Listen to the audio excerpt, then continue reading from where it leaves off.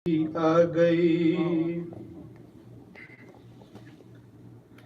جس کا مولا تھا میں اس کا مولا علی، جب نبی نے کہا دین کامل ہوا، مرحبا مصطفیٰ رب راضی ہوا، وہ جو آنا تھی آیات وہی آ گئی۔ عشق حیدر میں پھرتے تھے شام و سحر، ان کے مداح ہے سارے جن و بشر، ان کی آوارگی کا سفر دیکھ کر ذہن میں فکر آوارگی آ گئی۔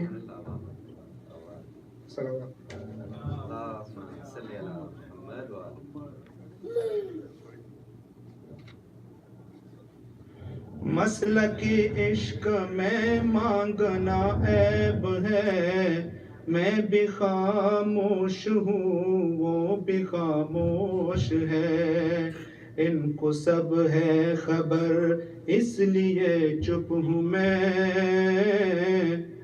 کیا ہوا آنکھ میں گر نمی آ گئی، شاعری کی شرائط بتا بھی گئے اور میں عشق حیدر پلا بھی گئے، سبط جعفر میں قربان میں عشق کے، ابن جعفر کو بھی شاعری آ گئی۔ عشق جب تک نہ ہو شعر ہوتا نہیں، مجھ میں کب اہلیت تھی تیری مدح کی، میرے مولا میں قربان تیرے عشق کے، سبط جعفر کو بھی شاعری آ گئی۔ شہید کی بلند درجات کے لیے ایک دفعہ صلوات پڑھ لیجیے۔ اللہم صلی علی محمد و آل محمد۔ باری دیگر صلوات۔ اللہم صلی علی محمد و آل محمد۔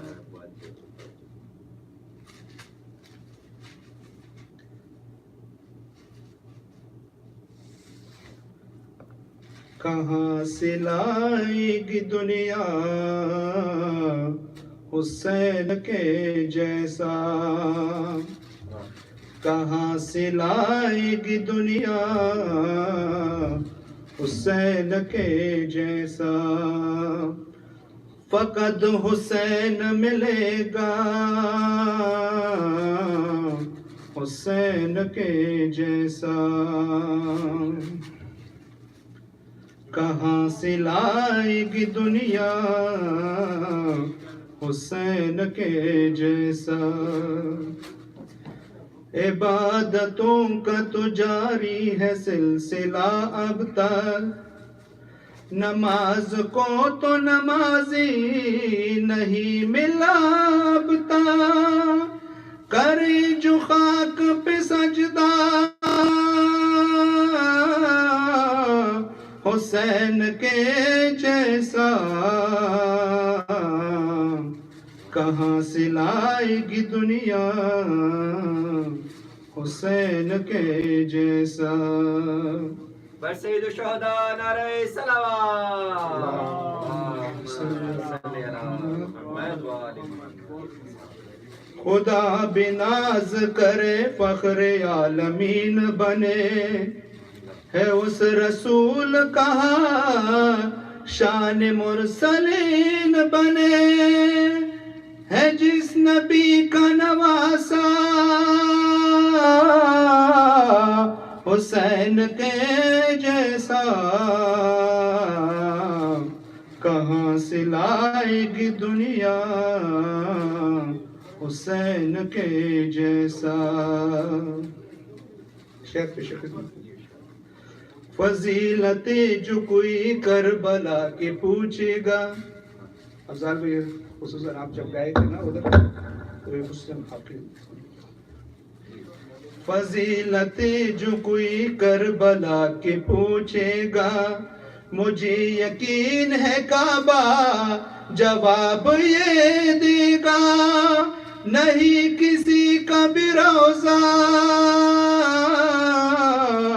حسین کے جیسا کہاں سے لائے گی دنیا حسین کے جیسا. سید الشہداء نعرہ صلوات. اللہم صلی علی اللہ محمد و آل محمد.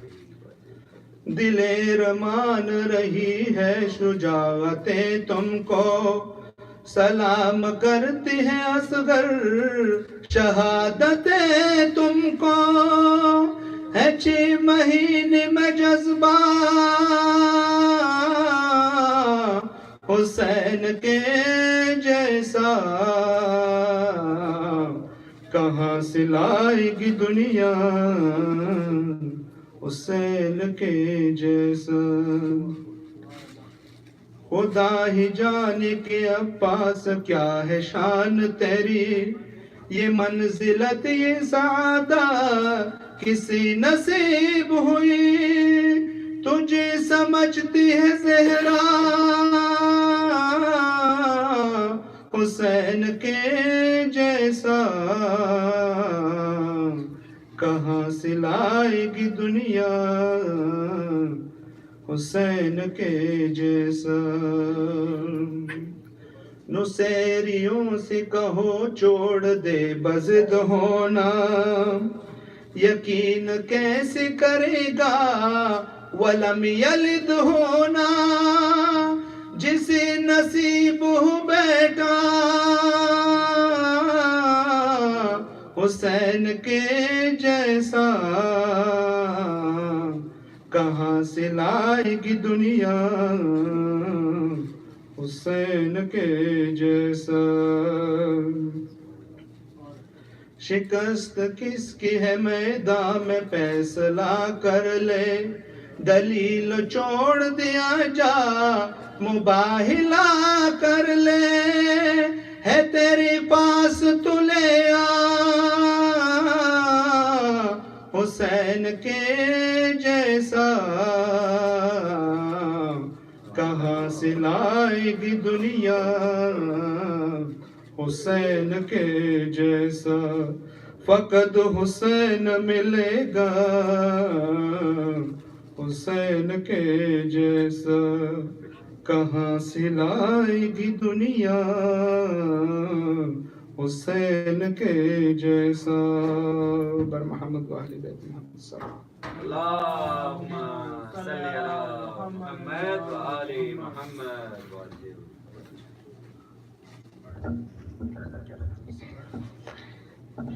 نار بلندر صلوات.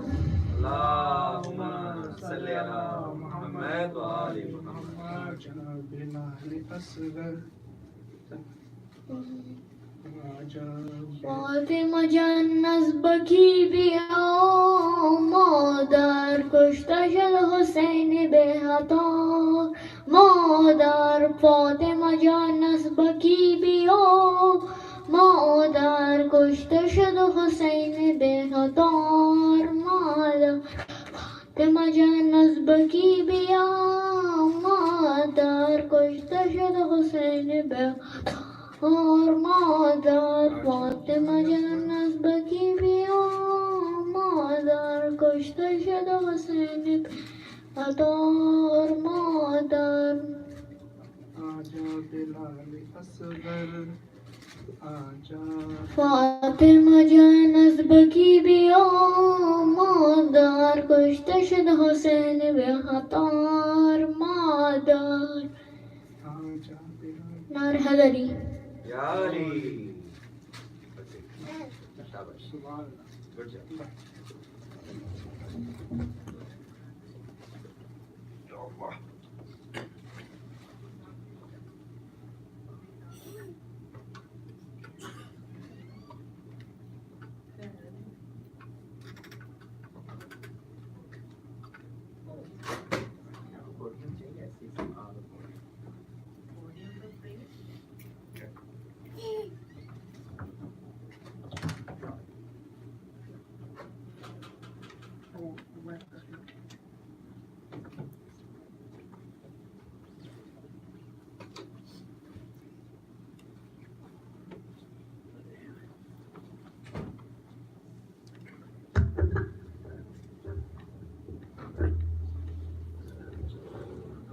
سورة المباركة الفاتحة.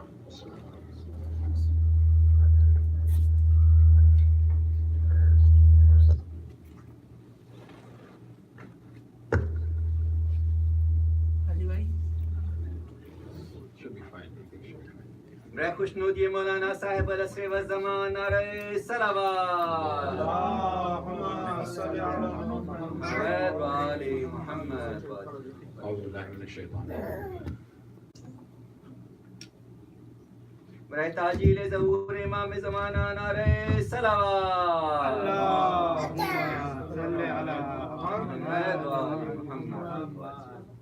أعوذ بالله من الشيطان اللعين الرجيم. بسم الله الرحمن الرحيم. الحمد لله رب العالمين وبه نستعين والصلاة والسلام على أشرف الأنبياء والمرسلين خاتم النبيين سيدنا وسيد الأولين والآخرين بالقاسم المصطفى محمد.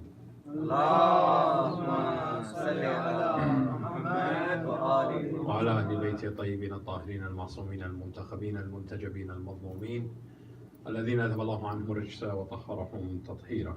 اللهم صل على محمد وآل لا سيما محمد. بقية الله في الأرضين الحجة بن الحسن أرواحنا له الفداء. صلوا على محمد وآل محمد. اللهم صل على محمد وآل محمد.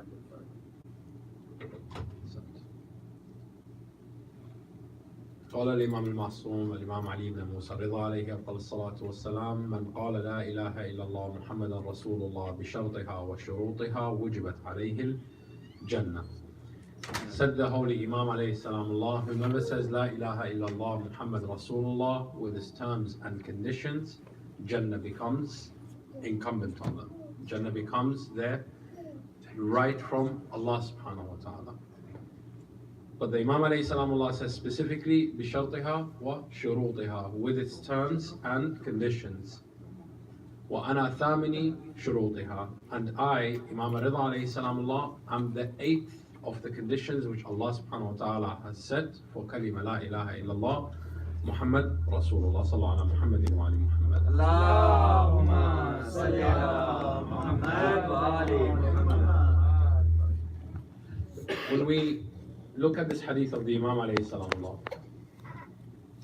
La ilaha illallah Muhammad Rasulullah بشرطها وشروطها وأنا ثامن شروطها, that the kalima of La ilaha illallah Muhammad Rasulullah has terms and conditions, and I am the eighth of its conditions.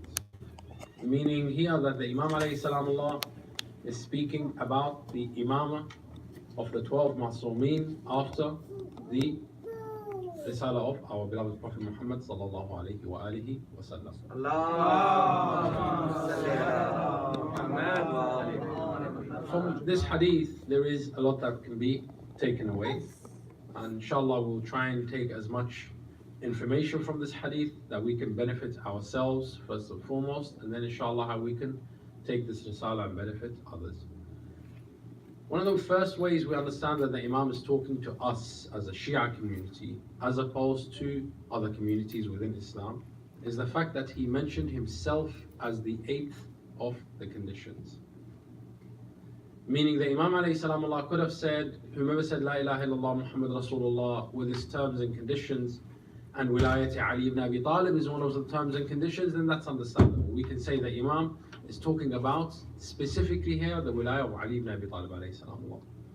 But the Imam says, and I am the eighth of its condition, meaning that the people whom the Imam is already speaking to, we can understand that they have agreed on the 7 Imams prior to Imam Rida alayhi salam Allah, but there is question about the Imamah of Al-Imam al-Rida alayhi salam Allah. This is not something uncommon, that even within those who accepted the Imam of Ali ibn Abi Talib alayhi salam Allah, not everybody accepts the imamah of all the Ma'sumin. Hence why our school of thought is called the Ithna Ashari, the 12er. Meaning that not only do we accept Rasulullah and Amir al-Mu'mineen and Sayyidat Nisa al-Alameen and Al-Hasan and Al-Hussain and Zayn al-Abidin and Imam Baqir and Imam Ja'far al-Sadiq. No, we also go to Imam Musa alayhi salamullah, as well as Al-Imam Al-Rida alayhi salamullah, as well as the children of the Imam alayhi salamullah, until we reach the Hujjaj Allah Ta'ala Farajah Sharif sallallahu alayhi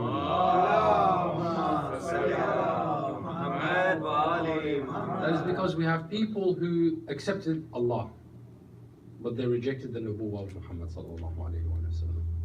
For example, the Christian and Jewish communities of Medina believed in Allah subhanahu wa ta'ala.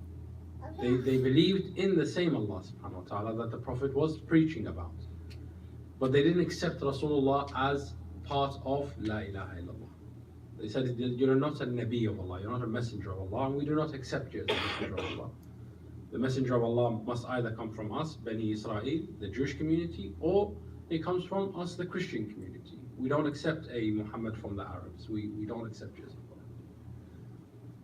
But then we have those who say La ilaha illallah, but they accept Muhammad Rasulullah sallallahu alayhi wa sallam, and then they abandon Ali waliullah. They say, we go with other personalities who became the Khalifas after Rasulullah sallallahu alayhi wa sallam. Again, for us, that is not completing the exact terms and conditions of La ilaha illallah Muhammad Rasulullah, because it is with Wilayat Ali ibn Abi Talib that the kalima is completed. And when we say the kalima, it is the kalima of Allah, not the kalima in the sense of the shahada. The word of Allah is that there is Ali ibn Abi Talib as a wasi. We have many ayat in the Quran Kareem that prove so. Least of which is إنما وليكم الله ورسوله والذين آمنوا والذين يقيمون الصلاة ويؤتون الزكاة وهم راكعون. All the Muslimin, Sunni and Shia, agree that this ayah was exclusively about Ali ibn Abi Talib alayhi salam. And wilayah here is not just the wilayah of legislation, but also the wilayah of authority. Because it is إنما وليكم الله ورسوله. Surely your master is Allah and the Prophet and those who believe. Everybody that believes? No. They believe and they uphold prayers. Everybody who believes and upholds prayers? No, there's another condition. And they give zakat. Everybody who gives zakat? No, whilst they are in ruku'. Al-Fakhr al-Razi, who is the biggest mufassir and the most relied upon mufassir of the Quran Kareem for the school of the Ahl Sunnah, says that ruku' is part of salah. So why would Allah subhanahu wa ta'ala say those who uphold salah give zakat and they are in ruku'? Allah should have just said they do salah and they give zakat. Why the emphasis on ruku'? Ruku' is a condition of salah. But he says there was one man who actually gave zakat whilst he was in a state of ruku', and that man is only Ali ibn Abi Talib alayhi salam. So now we understand, we say that say La ilaha illallah is not enough. Because La ilaha illallah, you can be Christian, you can be Yahudi, you can be Zoroastrian, you can be Sabian, and you still say La ilaha illallah, but you don't accept Muhammadan Rasulullah. Then you can say Muhammadan Rasulullah, but that's still not enough. Because you haven't taken the wali and the wasi of Allah, whom Allah Himself has nominated. Aliyun Waliullah. You can say you love Sayyidi Shabab Ahl al-Jannah, Al-Hasan wal Hussain, that's still not enough. Because there are people who were supporting Imam al-Hasan, supporting Imam al-Hussain, following Wilayat Ali ibn Abi Talib alayhi salam. But then after Maydani Karbala, they refused to give bay'ah to Imam Zayn al-Abidin wa Sayyid al-Sajdi.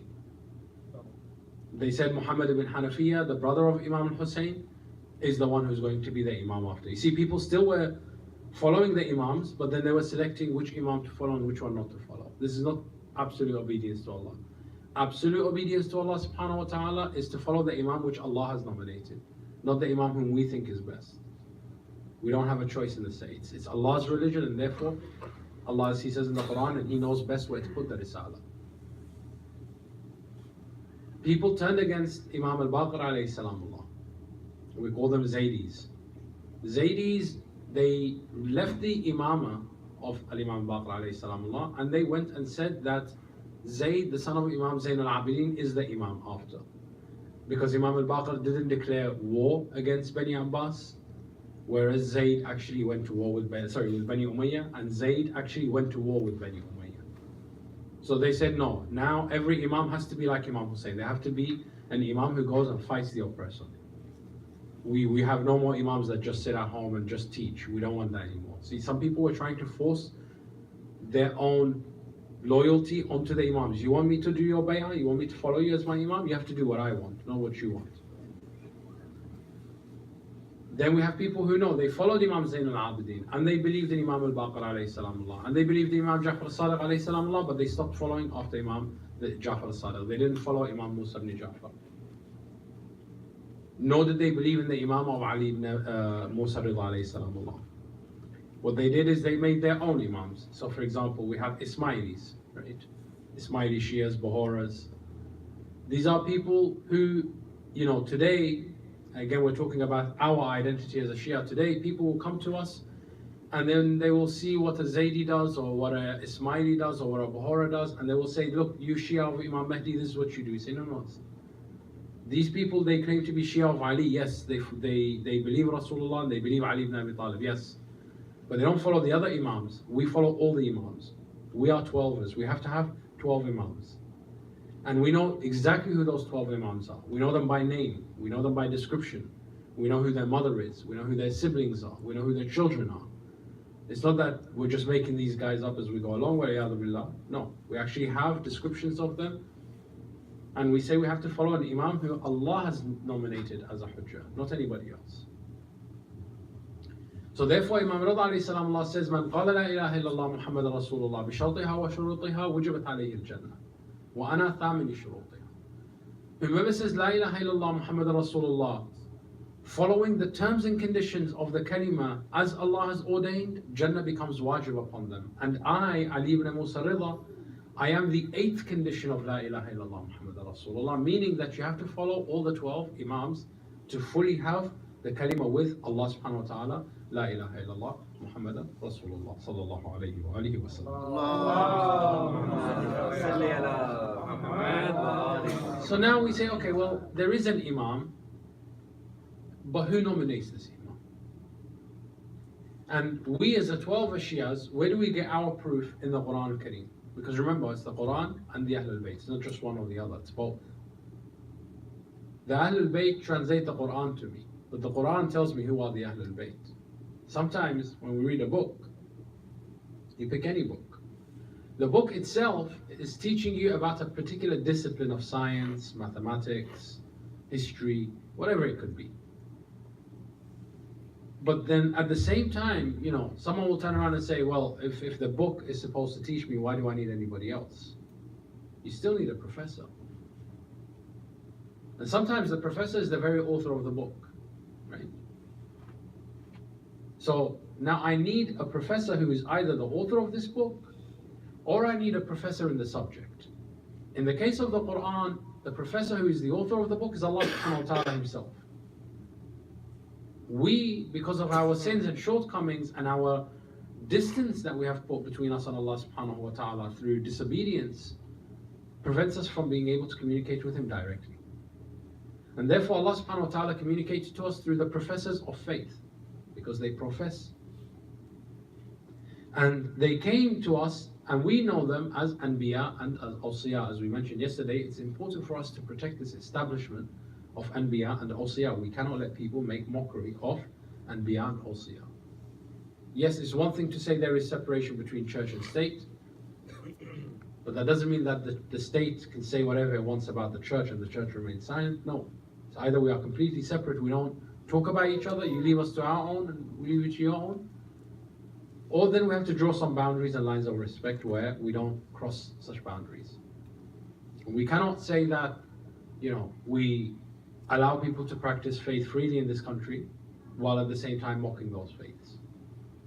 It's either everybody respects everybody, or we come back to the drawing table and decide who's worthy of respect and who's not. Anbiya, we know that Allah subhanahu wa ta'ala legislates. What about Awsiya? Do the Anbiya select their Awsiya, or does Allah select the Awsiya? We have this one hadith that, "O Ali, you are to me like Harun is to Musa." And therefore we know that no prophet is more like Rasulullah than Musa alayhi salamullah, because Rasulullah gave Musa as an example that he himself is Musa and Ali is his Harun. When we look at this relationship, we look at the revelation of the story of Musa and Harun. How was it revealed in the Quran Kareem historically? Historically speaking, Allah subhanahu wa ta'ala would mention very small portions of the life of Musa. For example, when you read Surah Baqarah, there will be an incident in the life of Musa. Then you read Surah Shu'ara, there will be an incident in the life of Musa. Then, for example, you read Surah Al-Nazi'at, you find more about Musa alayhi salam. His story is not given in one particular chapter, it's all over the Quran al-Kareem. There's always an example to be taken. Now, interestingly, the first time the story of Musa is given in great detail is in chapter Taha.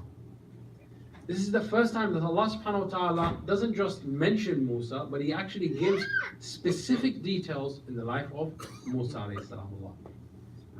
By way of response to the people's attack on Rasulullah Muhammad sallallahu alayhi wa sallam, we look at this chapter with salawat ala Muhammad.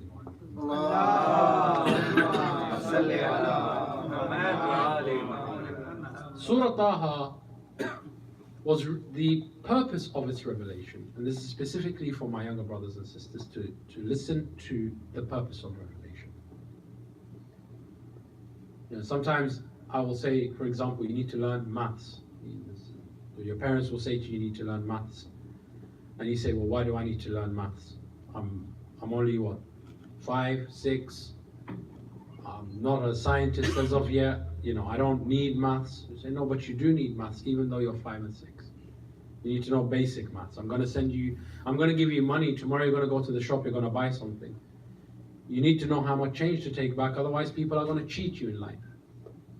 Maybe you're not going to use this mathematics for its true potential and power, which will allow you to be able to, you know, measure distance between here and the sun, and it's used in rocket science, and it's used in almost every other discipline that requires physics.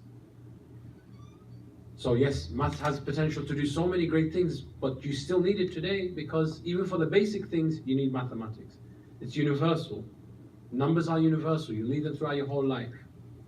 So therefore, it doesn't matter that you think you need maths today or not. I'm going to teach you the basics of mathematics today, so that when you need it, nobody's going to cheat you. You took it from the right source. Okay.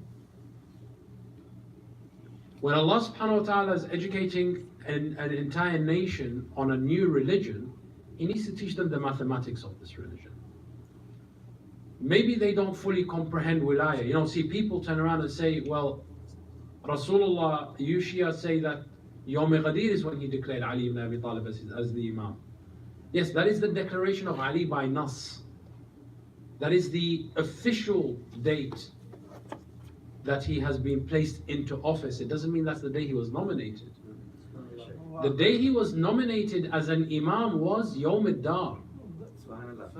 When we go to the very first instance when Allah subhanahu wa ta'ala says to the Holy Prophet, invite your ashira, invite your people, your family and relatives to the righteous path.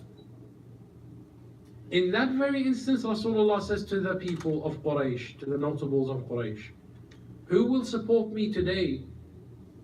And then they will be my Khalifa and my Wazir and the Imam after me. Yarhamukumullah. They will be the ones after me as Hujjatullah fi ardi. The people began to laugh at Rasulullah. They said, this person has just introduced his religion and already he's introducing his successor. Who wants to succeed you? You just gave us the idea now. Rasulullah is being made mockery of. The young man, Ali ibn Abi Talib alayhi salamullah, the narrations put him at that time at less than the age of 12. He says, Ya Rasulullah, I will be the one to support you. People start to laugh at Abu Talib alayhi salamullah. They say, look, oh Abu Talib, your son today became your Amir. Isn't it funny how the kuffar of Quraysh, they could have made fun of anybody in that room, yes? Why Abu Talib alayhi salam? Because they know Abu Talib believed in Muhammad. The kuffar of Quraysh know that Abu Talib alayhi salam believed in Muhammad. Otherwise, why would they say your son became your master? But today we have people who say they know Islam and they say Abu Talib was a kafir. And Abu Sufyan, the man who led every battle against Muhammad sallallahu alaihi wasallam, is now the believer. Yes. Bughdan li Ali. This is all they do. They hate Ali ibn Abi Talib, so they want to distort history. Surah Taha, Allah subhanahu wa ta'ala is teaching the basic mathematics of successorship to prophets. That is not something which is mentioned at the end of Nubuwwah. It is the first thing mentioned in Nubuwwah. When Allah wants to give this in-depth story of Taha alayhi salamullah, what happened is, we know two purposes for this revelation of Surah Taha. One tradition tells us that the Prophet used to pray so much, namaz al-shab, namaz al-layl, salat al-layl, that his ankles and his feet would swell. From the constant standing for salah, his feet would swell. So much so that walking became near impossible. So Allah subhanahu wa ta'ala begins the surah Taha, Bismillah ar-Rahman ar-Rahim, Taha, Ma anzalna alayka al-Quran litashqa. Taha, we did not reveal this Quran that you may burden yourself with ibadah. We know you don't need to pray so much. Illa tadhkira liman yakhsha. This Quran is a reminder for the one who is God conscious. It's not for you, Ya Rasulullah.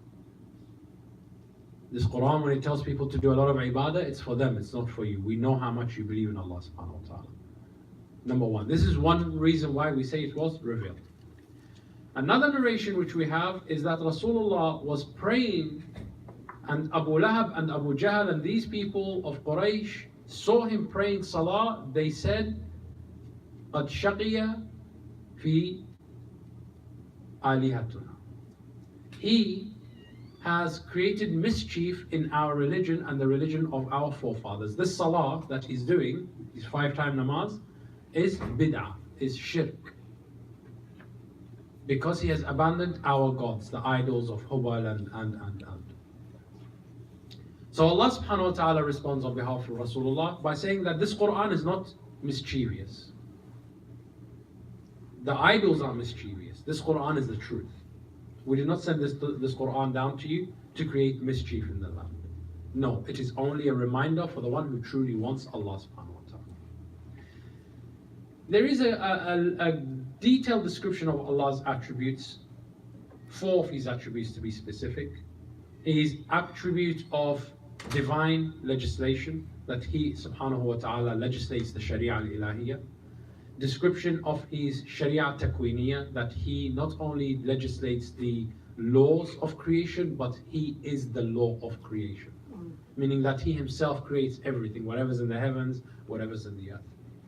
There is mention of his constant presence and watchfulness over the creation, that no matter what we do, Allah is always aware of us and he is forever watchful. And then there is the authority of Allah subhanahu wa ta'ala to protect his own legislation and creation. Then Allah subhanahu wa ta'ala begins to tell Rasulullah sallallahu alayhi wa sallam the story of Musa. He says to him, Bismillah ar-Rahman ar-Rahim, وَهَلْ أَتَاكَ حَدِيثُ Musa. And has the story of Musa reached you yet? Are you familiar with the story of Musa? When Allah uses that attitude in the Quran Kareem of asking a question that is rhetorical, meaning he himself is going to answer, it's to alert the attention of the listener that this story is very important. Because see, even in the normal conversation when we meet each other, I can say, I heard on the news the other day, X, Y, and Z happened. It's just general news we're sharing. But when it's big news, or it's news that's going to impact the whole community, we always begin with, have you heard what happened? It's a way to alert the attention of the listener to the impact of what's going to be said. Hey, have you heard what happened with so-and-so? Did you hear what happened in Karbala? Did you hear what happened in the presidency? It always begins with a question. I'm asking you, hey, are you familiar with what just happened? But then I'm going to answer anyway because I already know that you don't know. When I ask, it's to alert the attention. Therefore, when Allah is saying to Rasulullah sallallahu alaihi wasallam, "Hal ataka hadith Musa?" Have you heard the story of Musa alayhi salam? Do you know what happened? It means that I'm going to alert you to something that happened before you, which is equally important to what's happening now, and it will determine and dictate what will be next. The idea is that you brought this religion, or we sent you to bring this religion, Ya Rasulullah, and the people called your religion nothing but mischief. They called your religion mischief. So therefore, I need to interject by showing you an example of what happened to those people who came before you that actually were mischievous, and how we supported our Anbiya when they were facing powerful men who wished to kill the Risala at birth, kill the message at birth. We will show you how we protect Allah subhanahu wa ta'ala. How does He protect the Risala? You're not going to live forever. So how is the Risala going to live forever? So Allah begins the story from the moment Musa sees the burning flame. Now, something to take into consideration here. There are other parts of the Quran Kareem that tell us the story of Nabi Allah Musa, but they begin with example, or they tell the story of Musa and his birth, the circumstances of his birth, that Pharaoh was killing the children of the Israelites, so the boys specifically, because they didn't want Musa to be born. Then there's other parts where Allah subhanahu wa ta'ala begins the story of Musa when he enters the town and he finds two people fighting, one of them being from his disciples, another from his enemy. There is another part in the Quran where the story of Musa begins with the moment he meets the daughters of Nabi Allah Shu'aib, whom later on he marries one of them. There is a story that begins with Musa in the court of Fir'aun, talking to Fir'aun. The first time Allah is going to give a detailed account of Musa alayhi salamullah, He chooses to begin with the fire at the tree. And we have to reflect, why did Allah begin the story from there? Why didn't He begin from the moment Musa was born? Meaning, this incident and what's about to take place in this conversation is what's important to the circumstances in your life right now, Ya Rasulullah. What happens? Rasulullah sallallahu alayhi wa sallam has been attacked. He's finding that there is very little support in the community. He's finding that people are calling the religion mischievous rather than seeing it for what it is. You know, we're also living this age today that Islam is a religion of terrorism rather than seeing Islam for the true values and principles that it is. That it comes to emancipate us from financial burden, it comes to emancipate us in our daily lives, in our responsibilities. But people call it something else. So this surah of Taha is very important for us to reflect upon. Here Allah subhanahu wa ta'ala tells Rasulullah sallallahu alayhi wa sallam the beginning of Musa's nubuwwah. The story begins just before Musa has received the divine communication for the very first time directly. Allah subhanahu wa ta'ala tells us a story, and here we're just giving the facts in English. Again, it's much better to read it in Arabic because it can take so much away. But the story begins with Bismillah ar-Rahman ar-Rahim. And have you received the story of Musa? Whereupon he saw fire. So he says to his family, "O joy, I have seen fire. I shall go to it, so wait here, that I may bring for you some of the fire that we can create our own, so that we can find from it warmth and we can cook food upon it. Okay? And it could be that I will find at this fire some guidance." So far from this narration, what we can take are some facts. That number one, Musa was traveling with his family, because the conversation is between him and his family. When he saw the fire, he said, "Oh joy, anastu nara." Normally when we see fire, we can feel panic. It doesn't have to be joy. If we see fire right now across the street, we would panic because there could be lives at risk. But Musa felt joy. The reason we feel joy when we see fire is if we are desperately in need of fire, for food, for warmth, meaning we're travelers and we're lost. And in those days, starting a fire requires a certain level of skill plus resources. Not everybody has a lighter in those days, you know. You have to get a rock and something else and survival camp and all these things they'll teach you, right? So the fact that Musa alayhi salam was happy means that Musa and his family, we can at least understand or at least assume that they were lost. They saw someone who has campfire, so they became happy. And he said, I'm going to go and borrow some of this firewood from them so that we can start our own fire. And since they already have their own fire and they are travelers, maybe they can give us guidance on where to go next. Oh, ajida ala nari huda. Maybe I can find some guidance at the fire. When he gets to the fire, Allah subhanahu wa ta'ala says, فَلَمَّا أَتَاهَا نُودِيَ يَا مُوسَى. Fa in the Arabic language is used when something is happening contemporary, immediately. So for example, if I say ذهبت إلى البيت فنمت, I went to the house and then I slept. It means as soon as I got into the house I slept, because I used the verb fa. As soon as I got to the house I fell asleep, meaning this action immediately took place. Allah says, فَلَمَّا أَتَاهَا نُودِيَ يَا مُوسَى. As soon as he got to the tree that was burning, he was called from within the tree, Ya Musa, by name. You can imagine you're in the wilderness. You just left your family behind. You come to this fire, you're trying to find guidance, and the person calls you by name, but you don't see a person. You just see a tree that is green. It's not burning, but it's engulfed by fire. The narration that we have is that it was a blessed olive tree that was burning while it's not burning. And a voice was calling Musa from within the tree. All this is going to do what? It's going to perplex you. You know, we are told constantly, whenever you see someone who has a panic attack or someone who is in a state of shock, call them by their name, because the most familiar thing to them, bring them back. If you're Musa alayhi salam Allah and you just saw this fire, you came, you thought you'll find a person, and there is a voice talking to you, Allah knows that when you are in shock, the first thing you should hear is your name. So Allah calls Musa by his first name, Ya Musa. فَلَمَّا أَتَاهَا نُودِيَ يَا Musa. As soon as he came to the fire, Allah called him by name, O Musa. It is I, your Lord, Rabb. Rabb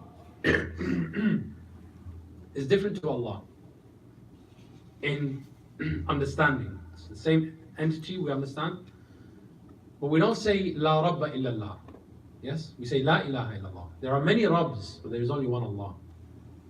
Because Rabb means master. Rabb, your father could be your Rabb. A king could be considered Rabb. In the Quran Kareem, Yusuf says to one of his companions in the prison, and when you see your Rabb, tell him, meaning when you see Fir'aun, your king, your authority, tell him about me. Rabb al-Bayt, Rabb al-Usra, the father of the family is called Rabb al-Bayt. He is the Rabb of this household. Because tarbiyah means discipline, the word Rabb is derived from tarbiyah. Therefore, when you read in the Quran Kareem, whenever there is the word Rabb referring to Allah, it means that in this particular ayah, there is tarbiyah from Allah. There is a level of education for us on our etiquettes and morals. So always emphasize on that word Rabb.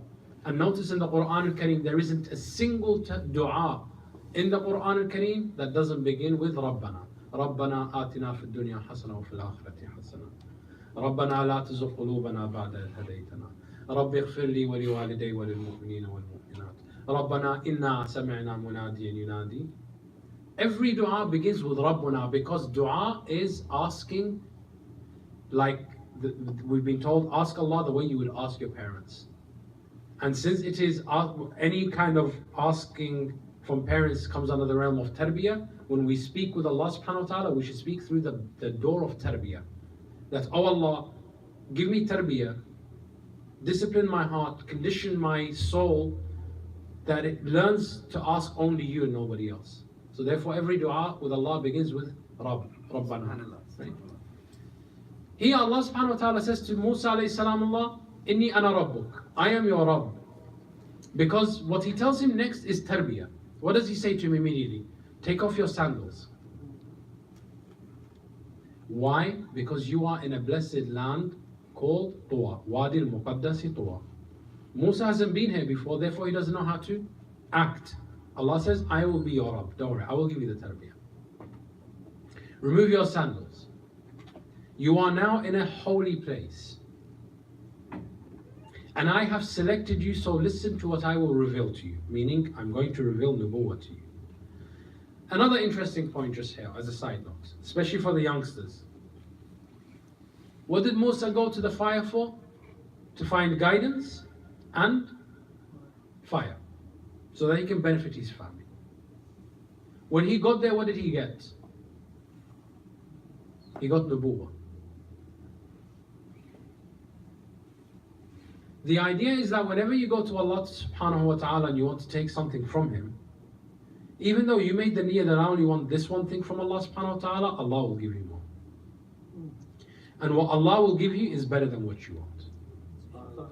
Musa went to find guidance in the dunya. Allah told him, now you can become the guide for the people to the akhirah. You wanted hidayah for the dunya, just a street here to there. No, I'm going to make you guide everyone back to me. When we go to Allah subhanahu wa ta'ala, have higher expectations in Him. Have more hope in Him. And know that whatever He gives you is better for you than what you yourself wanted for yourself. Musa alayhi salam goes to find fire and find guidance. He comes back as the guide.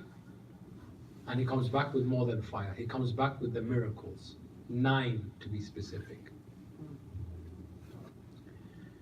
The interesting thing is Allah subhanahu wa ta'ala, as soon as He says to Musa alayhi salam, and the interesting reason here why Allah subhanahu wa ta'ala uses this specific incident is because Rasulullah has been sent with the whole Quran that is full of ayat.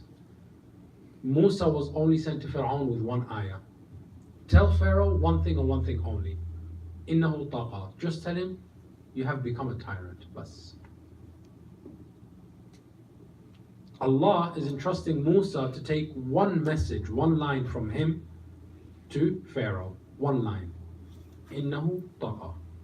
And that one line is made of 2 words. 2 words. As soon as Musa is being given divine responsibility from Allah to carry 2 words to the creation, Musa immediately asks Allah, he says, give me a Khalifa. Ya Allah, you want me to go and speak on your behalf. What if I die along the way? What if they call me a liar? What if they put me in prison? You gave me an amanat. It's 2 words, but it's an amanat. It's not what I carry, it's from whom do I carry? From whom am I carrying this responsibility? It's from Allah. Immediately, as soon as Allah subhanahu wa ta'ala says to Musa alayhi salam, go to Pharaoh, tell him that he has become a tyrant. Immediately when we read that surah, Surah Taha, which is chapter 20 in the Quran al-Kareem, he says, رَبِّ اشْرَحْ لِي صَدْرِي وَيَسِّرْ لِي أَمْرِي وَاحْلُلْ عُقْدَةً مِّن لِسَانِي يَفْقَهُ قَوْلِي وَاجْعَلْ لِي وَزِيرًا مِّنْ أَهْلِ هَارُونَ أَخِي أُشْدُدْ بِهِ أَزْرِي وَاشْرِكْهُ فِي أَمْرِي كَيْ نُسَبِّحَكَ كَثِيرًا وَنَذْكُرَكَ كَثِيرًا. As soon as Allah says to Musa, go to Pharaoh, immediately Musa says, oh Allah, widen my breast with knowledge. Strengthen my back, that I can carry this burden. Loosen my tongue with eloquence, because Musa had wounded his tongue in childhood. Loosen my tongue with eloquence that Pharaoh may not make mockery and he can actually comprehend what I'm saying to him. Bas, that's it, Musa. And make my brother from amongst my family, Aaron, my successor in this relationship. وَاشْرِكْهُ فِي أَمْرِي. And make him my partner in this responsibility. Not just make him my Khalifa, make him my equal in this responsibility. Why? So that many can worship you and many can obey you and follow you. It's not for me. I, Musa, I believed in you now, Ya Allah. My Harun believes in you, Ya Allah. But you want me to spread this message far and wide. The only way it's going to be spread far and wide is if you leave someone behind me to protect it after me. كَيْ نُسَبِّحَكَ كَثِيرًا وَنَذْكُرَكَ كَثِيرًا. You want us to remember you a lot, and you want us to glorify you a lot, as in the creation of insan, then when you send a Nabi, send a wasi with him. Don't send a Nabi by himself. Therefore, it is impossible for anyone to assume that imama was a component that was later on added into Islam. Khilafah and imama are divine offices which can only be fulfilled by divine nomination. We can elect our president, we can't elect our vice president, correct? Isn't this true of wherever you go in the world? Name me one system in the history of mankind where society was able to elect its vice president. None. We can select a president, we can't select a vice president. You can nominate Muhammad sallallahu alaihi wasallam as the Nabi you wish to follow, but you can't tell him who his Khalifa is going to be after him. You take the Khalifa that he has given you. And Imam Rida alayhi salamullah says, Man qala la ilaha illallah Muhammadan Rasulullah wujibat alayhi al-jannah bi shartiha wa shurutiha wa ana thamin shurutiha. Whomever wants to say La ilaha illallah Muhammad Rasulullah, let them know that Jannah becomes incumbent to them. The moment you say La ilaha illallah Muhammad Rasulullah, it becomes wajib on Allah to give you Jannah. Wajib on Allah to give you Jannah. Because nobody else owns Jannah but Allah subhanahu wa ta'ala. And the entry to Jannah is the kalima La ilaha illallah Muhammad Rasulullah. But the Imam here says, with its terms and conditions, and I am the 8th of its terms and conditions. My Imam is part of the kalima La ilaha illallah Muhammad Rasulullah. You cannot tell me that you became, as we say, cultured and educated, and now you have a PhD and you've got a thesis about how the world should be governed and so on and so forth. And now you want to say, well, the imamah of this imam is no longer required. No. Allah chose. Allah chose who the imams are. See, with Allah, it's not about He doesn't know. He knows. It's not about that Allah subhanahu wa ta'ala is waiting for us to give Him a better recommendation. No, there isn't a better recommendation. Allah didn't create us that we may educate Him. Allah created us to see whether we will be obedient to Him or disobedient to Him. Simple. Allah subhanahu wa ta'ala told us to follow certain Ahlul Bayt. We can follow a million other different personality and say that we are being obedient to Allah subhanahu wa ta'ala. But Allah said to us, somebody says to you, bring me a glass of water, you go bring them chai. It's a nice gesture. Maybe if I'm Desi, I'll probably even thank you more for it. But I asked for water. This is what I asked you for. Simple fact. When Allah subhanahu wa ta'ala asks us to worship Him in a certain way, we don't come and say, well, Allah, I love you so much today. I'm going to pray Fajr 5 rakats instead of 2. Allah said to us, 2 is Fajr namaz. 4 for Dhuhr, 4 for Asr. When you're traveling, we've got some guys today in different schools of thoughts. Oh, we have airplanes today. So do we still pray Qasr even though, I've traveled 500 miles in a period of 1 hour and a half? I don't pray Qasr because I don't feel. Who cares what you feel? Allah says you travel a certain distance. He never said how quick you cover that distance. You think people before didn't have different modes of transport? The Quran clearly tells us that people had a much more advanced means of travel. Sulaiman alayhi salamullah has a disciple who brings him the queen of Sheba's throne from Yemen to Palestine, a journey of 6 weeks. He brings it in a twinkling of an eye. We're going to tell him you don't pray Qasr now? Allah makes the rules. It's for us to follow those rules. Yeah, hijab might not make sense today. Oh, some people come up with this idea, these forward-thinking Muslims.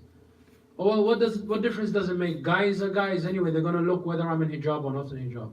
Your hijab is not for guys. Your hijab is for Allah. Guys didn't ask you to wear hijab. Guys asked you to take off hijab. Allah asked you to put on the hijab. Simple, yes or no? It's reality. Who do you worship? For us as guys, we have rules in Islam. We say, but I'm in a different part of the world now. Do you follow the same God? Doesn't matter where you are in the world. You follow the same God, then you follow the same rules. We can't just be nitty-picky about what we like and what we don't like in this religion. Allah condemns such behavior in the Quran. Bismillah ar-Rahman ar-Rahim. Do you then believe in parts of the book and throw the rest away? Bitsa. This is the worst thing that you can do.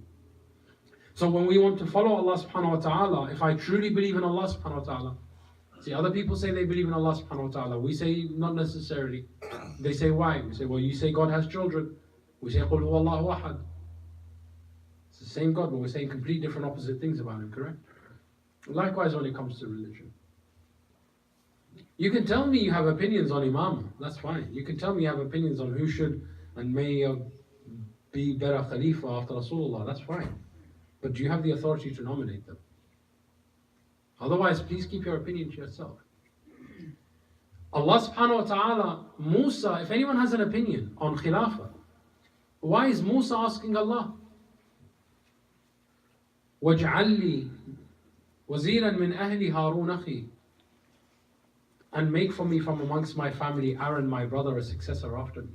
Why didn't he just turn around to his brother and say, okay, we're going to have a shura. There's not many people here, so it's no different to Saqifa. There's only a few people there anyway. So you and I were going to decide who's going to be the Khalifa after me. You are going to be my Khalifa. It didn't work this way. And he's Nabi of Allah, the most mentioned Nabi in the Quran al-Kareem. He says, oh Allah, would you give me a Khalifa from me? I can give you the name, I can only make a recommendation. But the final say must come from you. It's funny how when it comes to Ali ibn Abi Talib alayhi salam,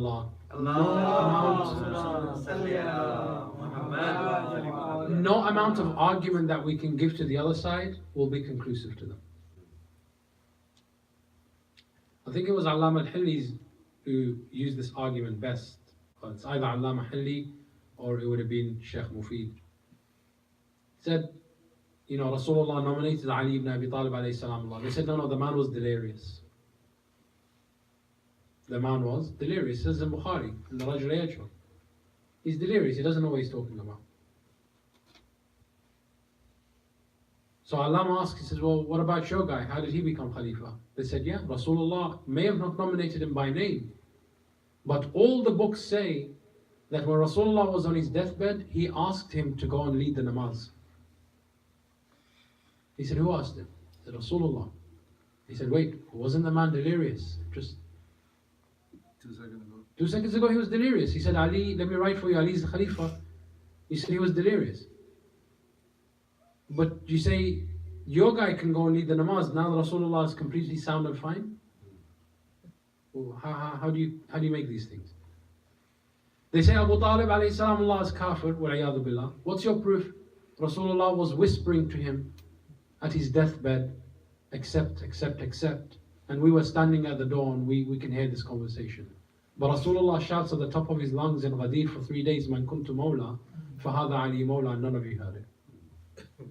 See, only when it comes to the Ahlul Bayt alayhi salam, is the religion then fine-tuned and these, beautifully designed arguments come forward. It doesn't matter how you spin it.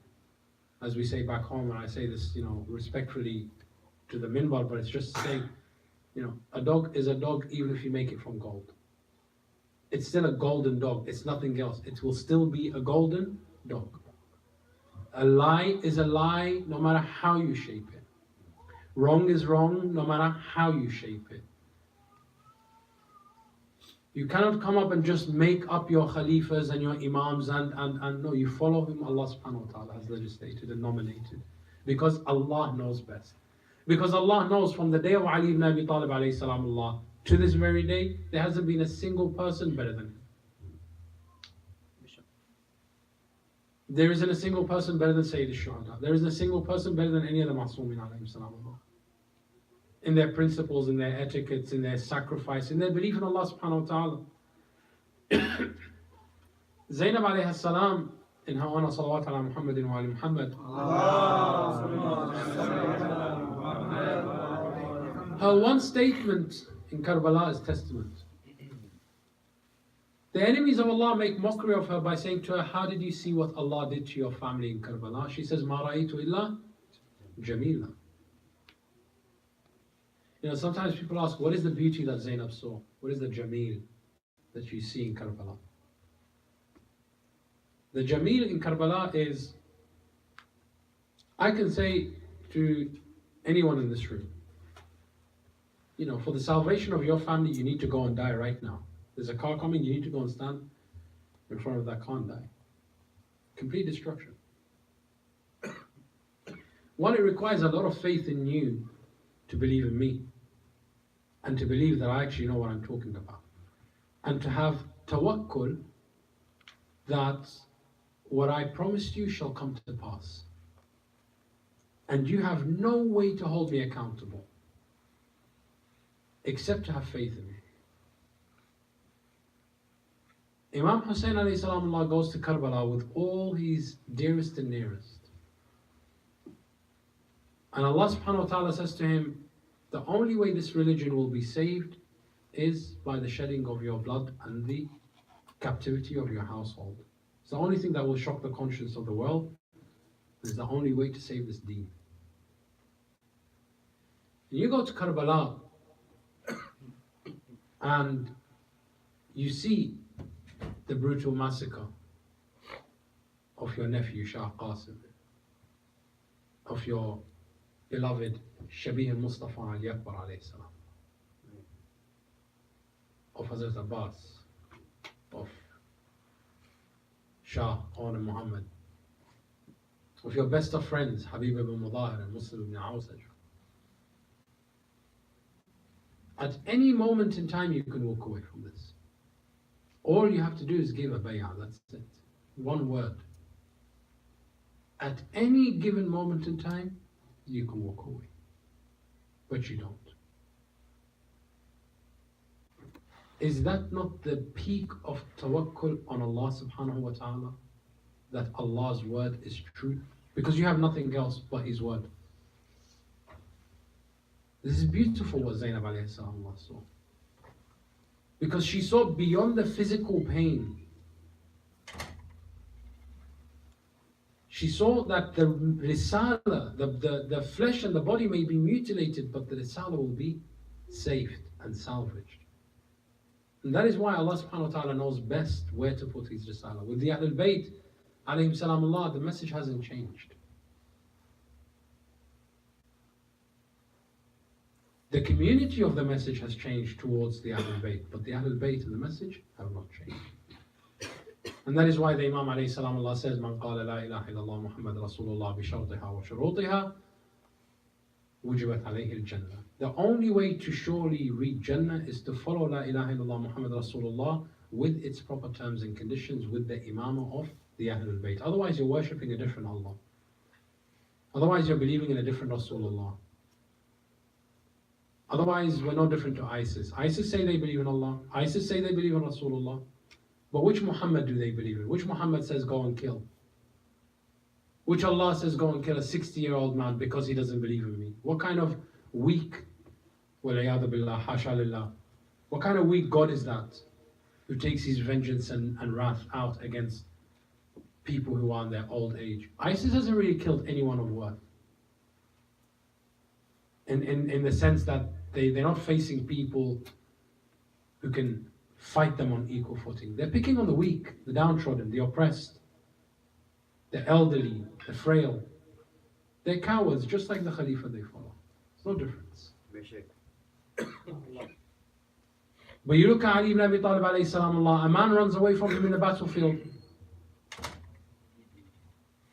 They say to Imam Ali, go chase him. He says, why chase a man who is not willing to fight me? One day Imam Ali enters the battlefield, he has a lazy horse. And this horse, because he's lazy, he can't move forward, he can't run. They looked at Imam Ali, they said, Khalifatullah fi ardih, and you come on a lazy horse, you don't have fast horses? He says, I have no need for them, I have fast horses. But I've never run away from anyone in a battle, nor have I chased a man who is not willing to fight me. I'm not a coward.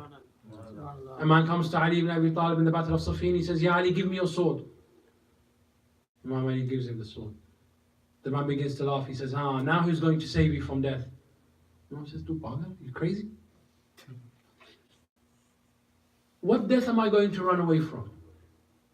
A death which if Allah wants to ward it from me, you can't bring it to me. You don't have the power to deliver it to me.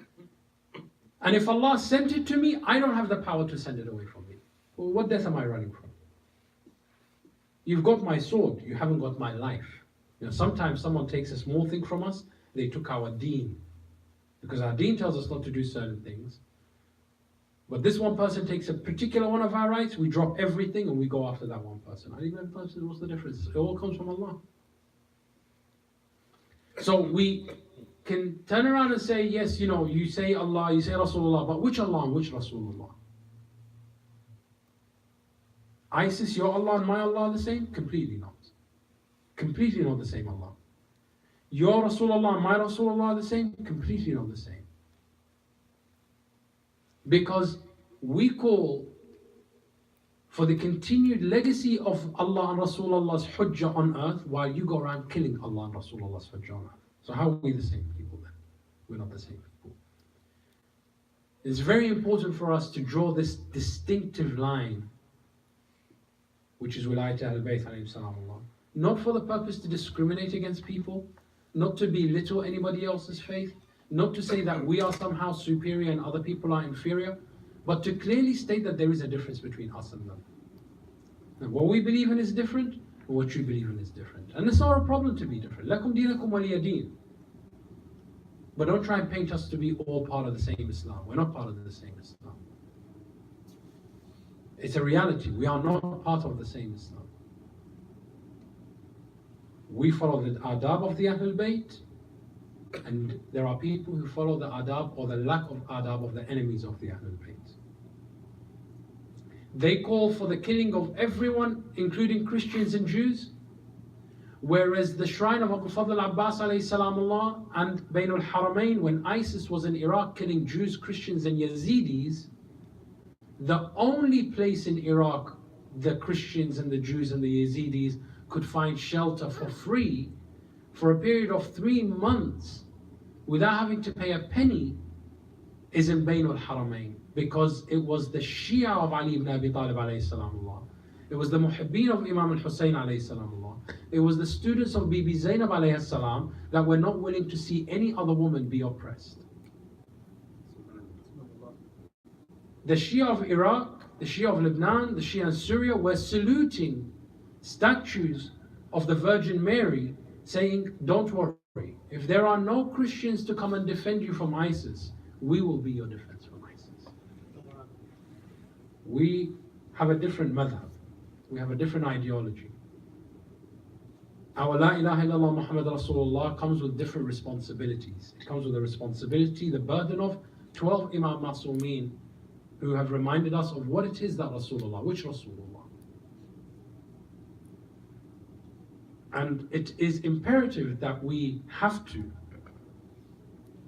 make this difference known to the world. That there is a difference between being a Shia of Ali ibn Abi Talib and being anything else. We're not saying we're better than anybody else, but we're saying that there is a difference. We're not saying we're putting anybody else down, but we're saying that we're different. In everything else in life,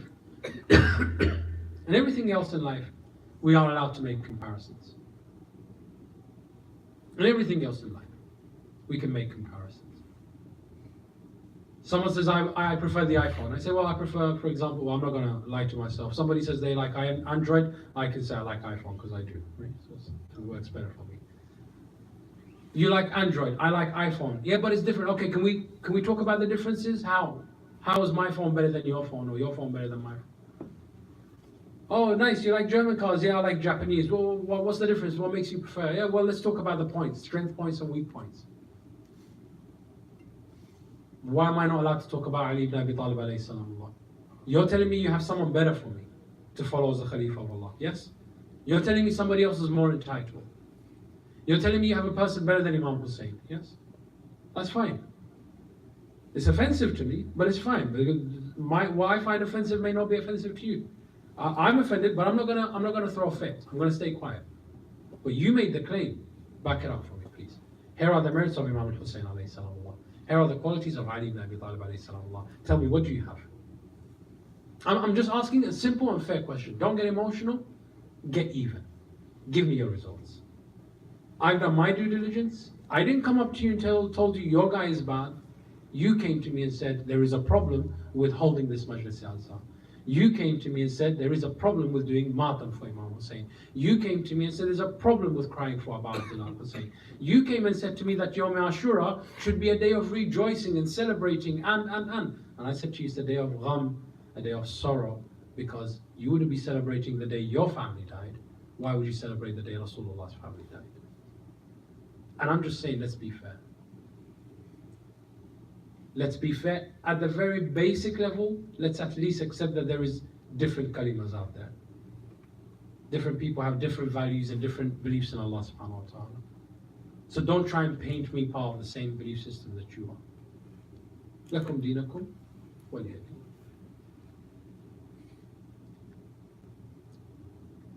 When we come to this specific time of the year, which is the end of Ayam Azar, as of next week, inshallah, we will be reliving the moments of joy of the Ahlul Bayt alayhim salamullah, which is the birth of the Hujjaj Allah Ta'ala Faraj al-Sharif, or rather the Tatweej, the Tatweej of the Hujjaj Allah Ta'ala Faraj al-Sharif in the day he was crowned as the final Hujjah of Allah on earth. We can sometimes fail in our service, so we could be of disservice to the Imam in that we think Ayam Gham are long behind us and we wait for the next Muharram or the next Istishhad. It's not the case. The Gham of Ahlul Bayt alayhim salamullah does and ought to live with us in every aspect of our lives. In every stage of our lives, the Gham of the Ahlul Bayt alayhim salamullah should not depart us. As Imam Jafar al-Sadiq alayhi salamullah said, for our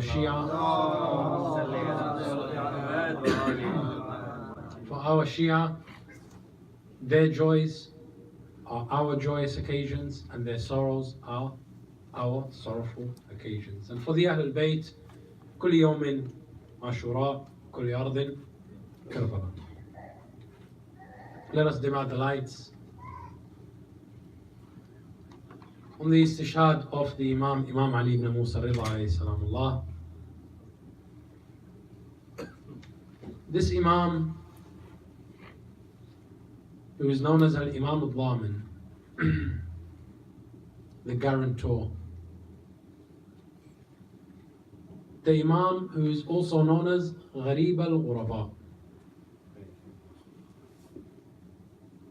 There is no Gharib like this Gharib. Obviously with the exception of Gharib Karbala. But at least in Karbala, Imam Hussain has Abbas buried next to him, yes? Imam Rida alayhi salamullah is far, far away from home. So, of all the Ahlul Bayt, nobody felt ghurba like Imam Rida alayhi salamullah. The narrations tell us that on this night of his istishhad, the Imam was given poisoned grapes. And Ajrakum ala Allah, this poison was so great and so painful that the Imam alayhi salamullah, like his paternal uncle Imam al-Hasan Mushtaba, he was coughing parts of his liver.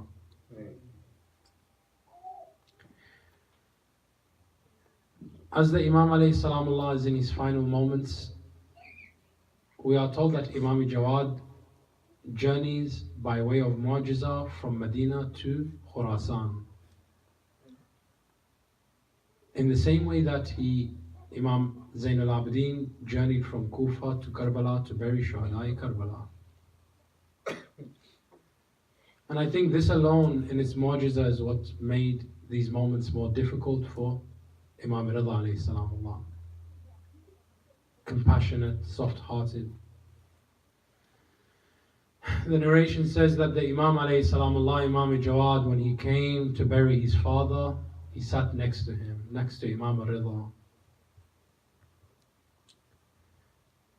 Then he noticed that the Imam alayhi salamullah had tears rolling down his holy face. Imam al-Jawad alayhi salamullah looks at his father and he says, "Father, is the poison that painful? Can I do anything to ease the pain?" He said to him, "Yes, my son, you can ease my pain." He said, "What shall I do, father?" He said to him, "Son, remove the carpet that's underneath me." He says to him, "Baba, what does the carpet have to do with the poison that you drank?" He says, "No, my son, I am crying because of this carpet, because it reminds me about Aba Abdullah al-Hussain. On Yawm Ashura, in his final moments, there was nothing beneath him except the burning sand of Karbala. And now there is this carpet beneath me. I feel some level of comfort, and I do not want to feel discomfort." Imam al-Jawad alayhi salamullah, when he came and he hugged and he embraced his father, Imam Rida alayhi salamullah. Imam Rida begins to cry even more. He says to him, "Baba, what makes you cry more? Am I causing you pain?" He says, "Yes, my son, you are causing me pain." He says, "Then what can I do?" He says, "Get off my chest for a moment." He says, "Why?" He says, "Because you reminded me of Aba Abdullah al-Hussain. And you reminded me about Zainul Abidin wa Sayyid al-Sajidin. How he must have felt when he came to bury his father, Abu Abdullah al-Hussain. My son, you are able to at least embrace me and put your chest on my chest, but on the chest of Abu Abdullah al-Hussain, it was covered with arrows and spears that my grandfather, Imam Sajjad, could not even embrace him at his final moments." لا حول ولا قوة إلا بالله العلي العظيم. إنا لله وإنا إليه راجعون. لا لعنة الله على القوم الظالمين وسيعلم الذين قد ظلموا آل محمد أي منقلب سينقلبون إليه. وسيدي ومولاي نقسم عليك بحق باب الحوائج علي بن موسى رضا. Ilahi, grant us the ziyarah of Karbala, and grant us the shafa of Abu Abdullah, and grant us the khidmah of Imam Sayyid al-Sajidin alayhi salamullah bimari Karbala, in that we do not forget the legacy and the pain which they felt and which we feel through them. Ilahi al-Haqi. Ilahi, hasten the reappearance of the Hujjah, Ajalallah Ta'ala Faraj al-Sharif. Bless our eyes with a vision of him, and bless us to be able to render him service, Ya Arhamar Rahimeen. Make us of the tools that are disposable to him, so that he may establish peace and prosperity in the world, in the same way that the world is full of oppression and tyranny, Ya Arhamar Rahimeen. Our marhumeen, have mercy on them this moment, Ya Allah. If there is any sin which you have not forgiven them, we ask you by the haqq of Imam Rida alayhi salamullah to forgive them this very instant, Ya Allah. Anyone who is mareed, we ask you by haqq bimari Karbala, give them shafa, speedy recovery, Ya Arhamar Rahimeen. Anyone who is poor, enrich them from your wealth. Surely you are abundant in wealth. And Ya Arhamar Rahimeen, and our youth, make them successful in their studies, Ya Rabbil Alameen, that they may be able to render service to humanity, ultimately rendering a service to Imam Ismail Ajallah Ta'ala Faraj al-Sharif. For our marhumeen and for marhumeen of all the mu'mineen and the mu'minat, especially those who have passed on the wilayah of Muhammadin wa Ali Muhammad, and for the marhumeen of those who make these majalis azar possible. رحم الله من هداهم سورة المباركة الفاتحة مع الصلاة على محمد وآل محمد. اللهم صل على محمد.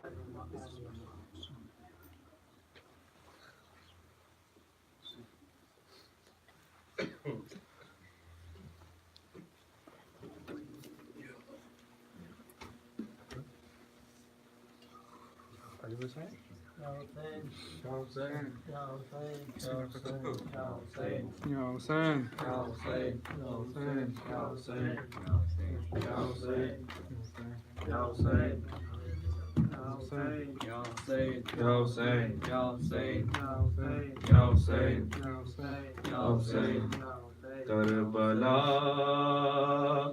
में क़यामत का एक शोर है, काफ़िला जा रहा وطن کے لیے قافلہ جا رہا ہے وطن کے لیے قافلہ جا رہا ہے وطن کے لیے قافلہ جا رہا ہے وطن کے لیے قافلہ جا رہا ہے وطن کے لیے قبر سرور پہ رو کر بہن نے کہا کیا بتاؤں کہ بھائی یا ستم کیا ہوا کوفہ و شام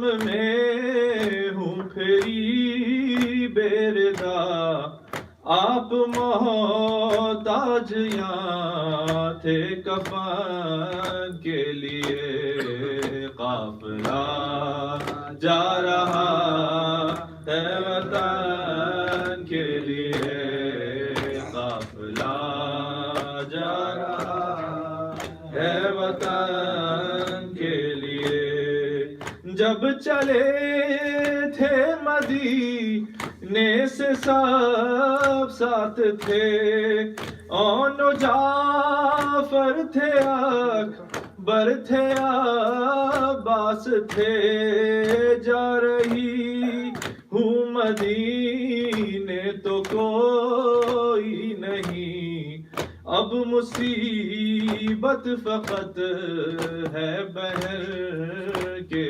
لیے قافلہ جا رہا ہے وطن کے لیے قافلہ جا رہا ہے وطن کے لیے قبر قاسم سے ہے یوں مخاطب پھوپھی تیری شادی کچھ اس طرح بننے ہوئی کوئی سہرے کبھی پھول باقی نہیں ورنہ لے جاتی قبر حسن کے لیے قافلہ جا رہا ہے وطن کے لیے قافلہ جا رہا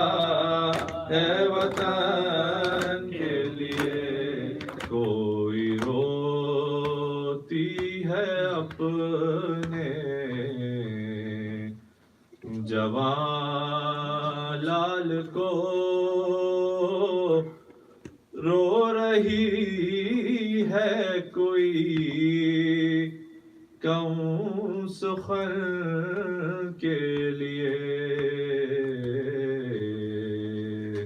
یا حسین یا حسین یا حسین یا حسین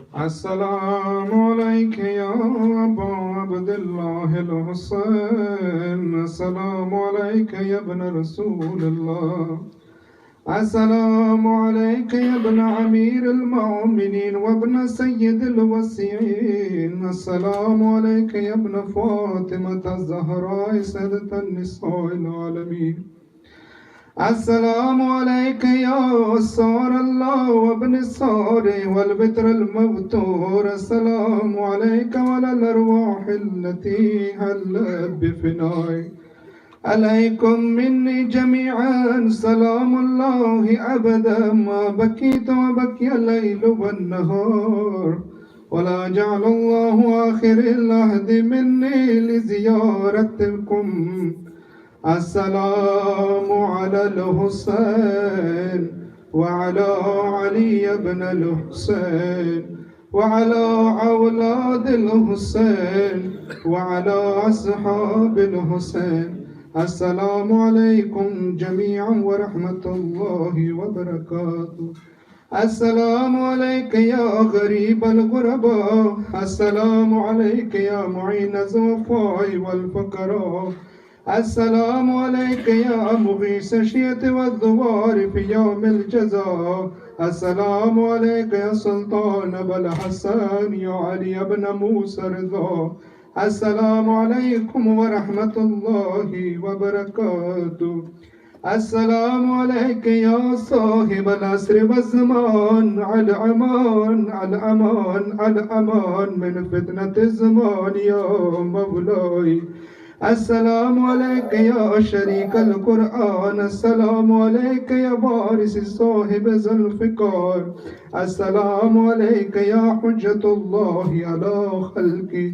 السلام عليك يا إمام الزمان أن هذا جل الله تعالى محرجك وزهورك السلام عليكم ورحمة الله وبركاته مع الصلوات اللهم صل على محمد وآل محمد.